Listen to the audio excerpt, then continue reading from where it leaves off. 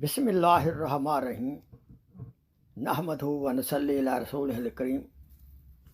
आपकी खिदमत में शेख होकर हाज़िर है हज़रत जुनैद बगदादी रहमतुल्लाह अलैह। तसव्वुफ़ के बारे में फरमाते हैं कि तसव्वुफ़ एक नेक खसलत है। सूफ़ी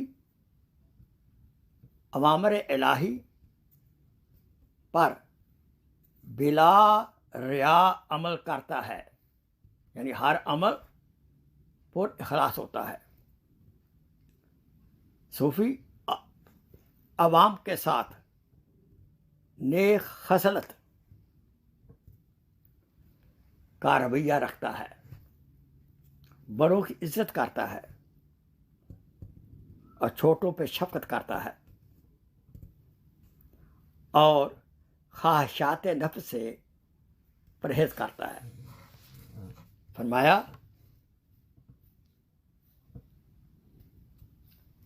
सूफ़ी के अंदर 8 खसाइल का कम कम होना ज़रूरी है, यानी दूसरे मानों में तसव्वुफ़ की बुनियाद इन 8 खूबियों में है, खसाइल में है, खसलतों में है, आदात मुबारका में है। नंबर 1, सखावत हज़रत इब्राहीम अलैहिस्सलाम जैसी हो, और रज़ा हज़रत इसहाक हज़रत इस्माईल अलैहिस्सलाम जैसी हो, सब्र हज़रत अय्यूब अलैहिस्सलाम जैसा हो, इशारा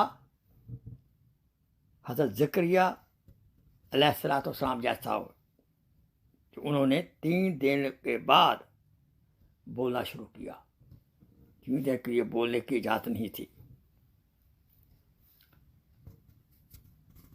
इसका मतलब ये हुआ कि सूफ़ी जो होता है अपने शेख के इशारों की पैरवी करता है। नंबर 5, गुरबत यहया अलैहिस्सलाम जैसी हो, लिबास सफ़ूफ पश्मीना मूसा अलैहिस्सलाम जैसा हो, सियाहत ये अल्लाह के रास्ते में दीन के लिए चलना ईसा अलैहिस्सलाम जैसा हो। याद रहे ईसा अलैहिस्सलाम के पास एक आसा था, एक प्याला था और एक कंबल था और एक कंघी थी। यही उनका सारा सामान हयात था। नंबर 8, सूफ़ी का फ़क्र आका सर्वे आलम हज़रत मोहम्मद सल्लल्लाहु अलैहि वसल्लम जैसा हो। याद रहे आप अल्लाह ताला ने रूए ज़मीन की चाबियाँ अता की, लेकिन आपने कहा या अल्लाह मैं एक दिन खाऊं तो शुक्र अदा करूं और एक दिन भूखा रहूं तो सब्र करूं।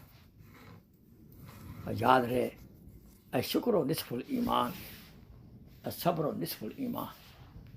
अल्लाह ताला हमें ऐसी सिफात से नवाजे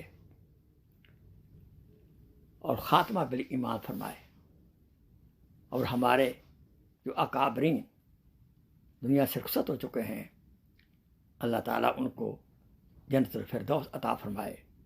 आमीन सुम्मा आमीन।